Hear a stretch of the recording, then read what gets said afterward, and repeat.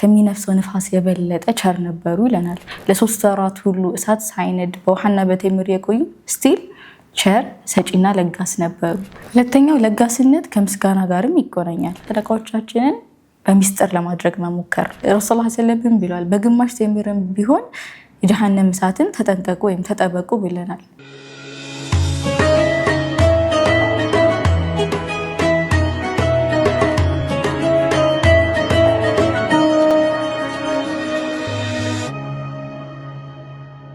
ብስሚላሂ ራህማን ራሂም። ሰላም አለይኩም ወራህመቱላሂ ወበረካቱ።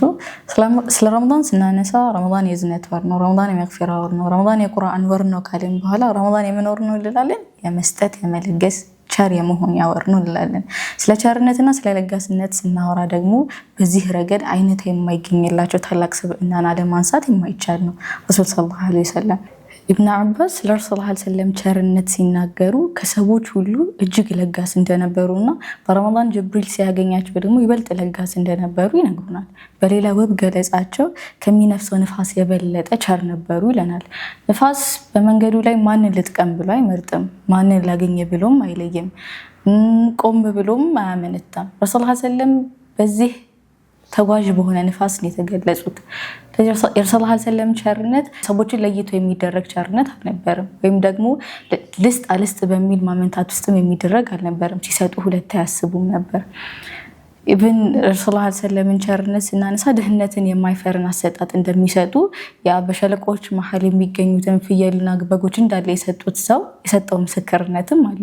እዚህ ረሱል ሰለላሁ ዐለይሂ ወሰለም በዚህ መልኩ ቸር ነበሩ። ቸርነታቸውን ስናነሳ ከማግኘታቸው ወይም ደግሞ መስጠት የሚችሉት ነገር ከመኖሩ ጋርም አላቆራኙትም። ረሱል ሰለላሁ ዐለይሂ ወሰለም ቤታቸው ውስጥ ለሶስት ወራት ሁሉ እሳት ሳይነድ በውሃና በቴምር የቆዩ ስቲል ቸር ሰጪና ለጋስ ነበሩ።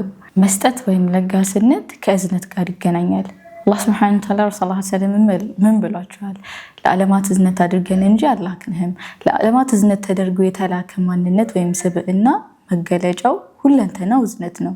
እዝነት የተላበሰ ስብዕና ደግሞ ለሰዎች መልካም መዋልን ካለው ነገር ላይ ማካፈልና መስጠት ደግሞ ያ ተፈጥሯዊ ማንነቱ ነው። በረሱል ሰለላሁ ዐለይሂ ወሰለም የምናየው ይህንን ነው።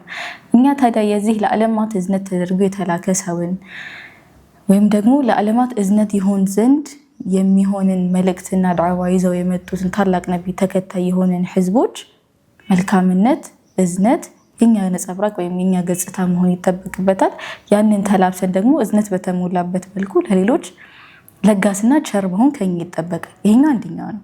ሁለተኛው ለጋስነት ከምስጋና ጋርም ይቆራኛል። አላህ ሱብሓነሁ ወተዓላ ሳንጠይቀው የዋለልን ብዙ ውለታዎች አሉ። ምናልባት አፍያ ሰጥቶናል፣ ጊዜ ሰጥቶናል፣ አቅም ሰጥቶናል፣ ርዝቅ ሰጥቶናል፣ ሀብት ገንዘብ ሰጥቶናል፣ የምንበላ የምንጠጣ የምንለብሰውን ነገሮች ሰጥቶናል። እነዚህ ነገሮች ሁሉ አላህ ሱብሓነሁ ወተዓላ በችሮታውና በፍቃዱ ለኛ የዋለው ውለታ ከመሆኑ ጋር ለነዚህ ውለታዎቹ ደግሞ ተግባራዊ ምስጋናዎቻችን አላህ ከሰጠን ነገር ላይ ማውጣት ነው። አላህ ሱብሓነሁ ወተዓላ ገንዘብ ሰጥቶናል፣ እናውጣለን። አላህ ሱብሓነሁ ወተዓላ የምንበላው የምንጠጣው የሆነ ነገር ሰጥቶናል፣ ከዛ ላይ ለሰዎች እናካፍላለን። አላህ ሱብሓነሁ ወተዓላ ጊዜን ሰጥቶናል፣ የጊዜ በረካን ሰጥቶናል፣ ከዛ ላይ ለባሮቹ የሚጠቅምን ነገር በመስራት ላይ እናውለዋለን። ስለዚህ ሰደቃ ወይም ደግሞ ለሰዎች መስጠት ወይም መለገስ ተግባራዊ ምስጋና ነው። ከዛ ረመዳን ደግሞ ለዚህ ልዩ አጋጣሚ ነው። ብዙዎቻችን ከረመዳን በፊት ዴይሊ ምግብን ያለምንም ችግር ልናገኝ እንችላለን፣ ውሃም ስንፈልግ እንደዚሁ። ነገር ግን ብዙዎቻችን ከሱብሒ እስከ መግሪብ ያለምንም ምግብና ውሃ በመጾም ሂደት ውስጥ ብዙዎች በየቀኑ ፌስ የሚያደርጉትን የዕለት ተዕለት እውነታዎቻቸውን እኛ ኤክስፒሪየንስ እንድናደርግ ያደርገናል። ሰዎች በየቀኑ የሚኖሩትን ህይወት ማወቃችን ደግሞ ለነዛ ሰዎች አዛኝ ሆነን እጆቻችን የበለጠ እንዲዘረጉና አላህ ሱብሓነሁ ወተዓላ ያለፉትን ወራት ምግብና መብልና ውሃን ሳይከለክለን ላሳለፍ ነው ለነዛ ሁሉ ወራት በዚህ ወር ምስጋናችንን በተግባር የምንገልጽበት ነው። ሌላው ለጋስነት ከመስዋዕትነት ጋር ይገናኛል። አላህ ሱብሓነሁ ወተዓላ በቁርአኑ ምን ይለናል? የምትወዱትን እስከምትለግሱ ድረስ በጎን ስራ ምንዳዋን አታገኙም ይለናል። የማንወደውን ነገር መስጠትማ ቀላል ነው። የማንፈልገውን ትርፍ የሆነን ነገር መስጠት ያን ያክል ኢፈርት ከኛ አይጠይቅም። አላህ የሚፈልገውን የምንወደውን ነገር ለሱ ውዴታ ብለን መስጠት ነው የሚፈልገው። ስለዚህ በጣም መጠቀም የምንፈልገው እኛ ጋር እንዲቀሩ የምንፈልጋቸው ልብሶች ሊሆን ይችላሉ፣ ምግብም ይሁን እቃም ይሁን ሀብትም ገንዘብም ይሁን ይበልጥ ለምንወደው አላህ ብለን በመስጠት ውስጥ ለፍቅር ለአላህ ላለን ፍቅር የምንከፍለው መስዋዕትነትም የምናሳይበት ነው። ሶስተኛው ለጋስነት ደግሞ የአላህ አላህን የሚፈሩ ባህሮች መገለጫ ነው። አላህ ሱብሓነሁ ወተዓላ በሱረቱል በቀራ ምን ይለናል? ዘሊከል ኪታቡ ላ ረይበ ፊህ ሁደን ሊልሙተቂን ካለ በኋላ ይህ ቁርአን የፈሪሃን መመሪያ ነው ካለ በኋላ እነዚህ አላህን የሚፈሩ ባህሮች እነማን እንደሆኑ ሲገልጽ የሩቅ በሆነው ነገር የሚያምኑ ሰላትን ደንቡን ጠብቅ የሚሰጡ ከዛ ደግሞ አላህ ከሰጣቸው ሲሳይ ላይ የሚሰጡ ሰዎች እንደሆኑ ነግሮናል። በዚህ ረመዳን አቺቭ ማድረግ የምንፈልገው ትልቁ ግባችን ምንድነው አለን? ተቅዋን መላበስ ነው። ስለዚህ አላህን የሚፈሩ ወይም ተቅዋ ያላቸው ሰዎች መገለጫ ደግሞ አንዱ ምንድነው? አላህ ከሰጣቸው ሲሳይ ወይም ኒዕማ ላይ ለሌሎች ሰዎች መስጠት ነው። ስለዚህ ተቅዋ ላይ ማሳካት የምንፈልገውን ትልቁን ነገር ተቅዋን ለመላበስ በምናደርጋቸው ሂደቶች ውስጥ መስጠት፣ ለጋስ መሆንና ለሌሎች ካለን አላህ ከዋለን ውለታ ላይ ማካፈል ትልቅ ኢንስትሩመንት ሆኖ ያገለግለናል። በዛ ወይም ሰደቃ ማየት እንችላለን ማለት ነው። ስለ ሰደቃ ስናስብ ብዙዎቻችን የገንዘብና የምግብ ሰደቃን ብቻ እናስባለን። በእርግጥ እነሱ ልናወጣቸው የምንችላቸው ሰደቃዎች ከመሆናቸው ጋር በአኽላቅ ሰደቃም አለ፣ የመልካም ስነ ምግባር አላህ ሱብሓነሁ ወተዓላ በሌላ ወይ ምናልባት የጊዜ ሰጥቶናል፣ የጉልበት የእውቀት ሰጥቶናል። ከነዚህ አላህ ውለታዎችና ኒዕማዎችም ለሌሎች ጠቃሚ በሆነ መልኩ ማዋልም እንዲሁ ሰደቃ ነው። ስለ ገንዘብና ስለ ማቴሪያል ሰደቃዎች ስናነሳ አንድ ካልኩሌሽን የሌለው ሰደቃን ለመስጠት መሞከር ነው። ይህንን በወጣም ያህል ይቀረኛል እንዲህ አይነት ሂሳቦች ውስጥ አለመግባት አላህ ሱብሓነሁ ወተዓላ በወጣ ነው እንደሚተከም በቁርአኑ ገልጾናል። ይህንን የአላህ ቃል ማመንና በዚህ ቃል መኖር ብቻ ነው ከኛ የሚጠበቅብን። ከዛ የማቴሪያል ሰደቃዎችን ስናደርግ ልብስን በሉት እቃም በሉት ደግሞ ኳሊቲ የሌላቸው ወይ በጣም ያረጁ የተበላሹ እቃዎችንም አንስት።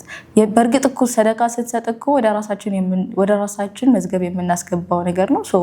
ወደ ራሳችን የምናስገባው ነገር ደግሞ ጥሩና ኳሊቲ ያለው ነገር እንዲሆን ሁላችንም እንወዳለን። ይሄኛው ነው። ስለ ምግብ ስናነሳ ደግሞ ከረመዳን የተሻለ ልዩ ይህንን የሰደቃ አይነት መተግበር የምንችልበት አጋጣሚ እናገኝም። እንዴት ነው? ጾመኛን ያስፈጠረ ሰው የዛን የጾመኛ ሰው አጅር ወይም ምንዳ ከዛ ሰው ሳይጓደል ለኛ ሙሉ ለሙሉ ይጻፍልናል። ስለዚህ በአንድ ጾም 2 አጅር ማለት ነው። ረሱላህ ሰለላሁ ዐለይሂ ወሰለም ብለዋል፣ በግማሽ ቴምርም ቢሆን የጀሃነም እሳትን ተጠንቀቁ ወይም ተጠበቁ ብለናል። እንደው እኛ ቆም ብለን እያስተዋልነው ስላልሆነ እንጂ አንዲት ቴምር እንዴት እናጣለን? ከቤታችን ስንወጣ መግሪብን ለመስገድም ይሁን በማንኛውም አጋጣሚ አንድን ሰው በአንዲት ቴምር አስፈጥረን ከጀሃነም እሳት ራሳችን መከላከል ያን ያክል ከባድ አይመስለኝም። በዛ ወይም ስለ ምግብ ስናስብ እነሱ ማሰብ እንችላለን። ስለ አኽላቅ ስናስብ መልካም ንግግር መናገር ሰደቃ ነው። ፈገግታ ሰደቃ ነው። ከመንገድ ላይ መጥፎ ነገሮችን ማስወገድ ሰደቃ ነው።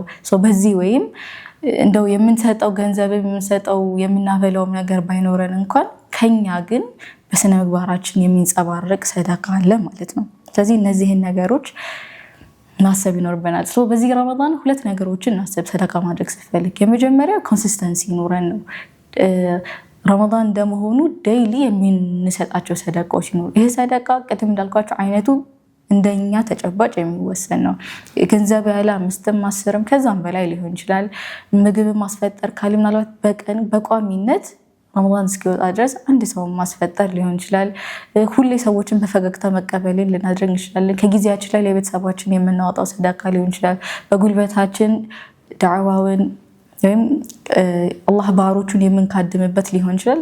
የሰደቃ አይነቶቹ ለኛ ምርጫ የተሰቡ ከመሆናቸው ጋር ኮንሲስተንትሊ መተግበር ደግሞ ዋነኛና የሚፈለግብን ነገር ነው። ሁለተኛው ደግሞ ሰደቃዎቻችንን በሚስጥር ለማድረግ መሞከር። ረመዳን ላይ ሰደቃ ማድረግ ስንፈልግ 2 ነገሮችን እናስብ። የመጀመሪያው ዴይሊ ኮንሲስተንት በሆነ ወይ ሰደቃ ለመስጠት እንሞክር። ሁለተኛ ደግሞ እነዚህን ሰደቃዎቻችንን በድብቅ ለማድረግ እንሞክር። አላህ ሱብሓነሁ ወተዓላ በቁርአኑ በግልጽ ሰደቃ መስጠታችን መልካም ከመሆኑ ጋር መደበቃችን ግን የበለጠ ተወዳጅ ነው ብሎናል። ስለዚህ መስጠታችን ካልቀረ እኛን አላህ ብቻ የምናውቀው ኢቭን አንዳንዴ እኛ ራሱ ደግመን ለራሳችን የማናስታውሰው አይነት አሰጣጥ ለመስጠት እንሞክር። አላህ ሱብሓነሁ ወተዓላ ረመዳንን ተጠቅመንበት የሱን ውዴታ አግኝተንበት በምንሰጣቸው መጽዋዕቶች ወደ የበለጠ የምንቃረብበት ወር ያድርግልን። ሰላም አለይኩም።